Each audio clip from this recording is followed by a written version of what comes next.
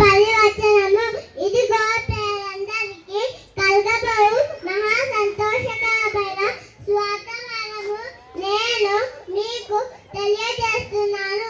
దావీదు పట్టణమందు నేడు రక్షకుడు మీ కొరకు పుట్టి ఉన్నాడు.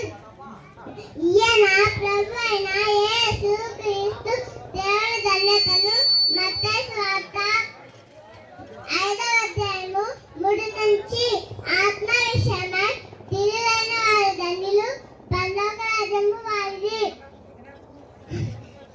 నోహవు 1:1 ఆదియందు వాక్యముండెను. దుఃఖపడు వారు ధన్యులు, వారు ఓదార్చబడుదురు. సాత్వికులు ధన్యులు, వారు భూలోకమును స్వతంత్రించుకుందురు. నీతి కొరకు ఆకలి దప్పులు గల వారు ధన్యులు, వారు తృప్తి పొందుదురు. ఆదియందు వాక్యముండెను, వాక్యము దేవుడై ఉండెను. వాక్యము కనికరం గల వారు ధన్యులు, వారు కనికరం పొందెదరు.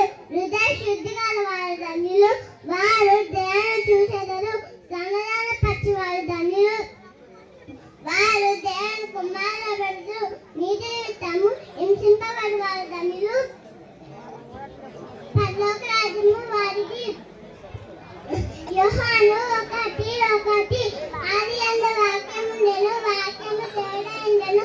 వాక్యము దేవుని వద్ద ఉండెను, ఆదియందు ఆయన వద్ద ఉండెను. సమస్తము ఆయన మూలంగా కలుగెను. కలుగునది ఆయన లేకుండా ఏదీ కలగలేదు. ఎఫెసీ 6:1 పిల్లలారా ప్రభునందు మీ తల్లిదండ్రులకు విధేయులై ఉండుడి. ఇది ధర్మమే. మీకు మేలు కలుగునట్లు మీ తల్లిని మీ తండ్రిని సన్మానింపుము. అప్పుడు నీవు భూమి మీద అగువు. నీ మార్గములన్నిటిలో నిన్ను కాపాడటకు ఆయన నిన్ను గూర్చి తన దూతలను ఆజ్ఞాపించెను. జ్ఞానం సంపాదించుకొనుము, బుద్ధి సంపాదించుకొనుము. నా నోటి మాటలు మరవకము, వాటిని తొలగిపోకము. జ్ఞానం విలువక ఉండేలా జ్ఞానమునకు ముఖ్యాంశము.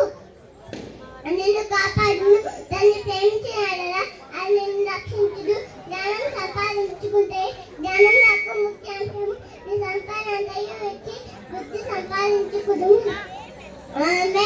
యెహోవా నా ఆశ్రయదుర్గమా, నా విమోచకుడా, నా నోటి మాటలను నా హృదయ ధ్యానములను నీ దృష్టికి అంగీకారమగుగాక. ఈ కొద్ది వాక్యాన్ని దేవుడు దీవించుగాక. ఆమేన్.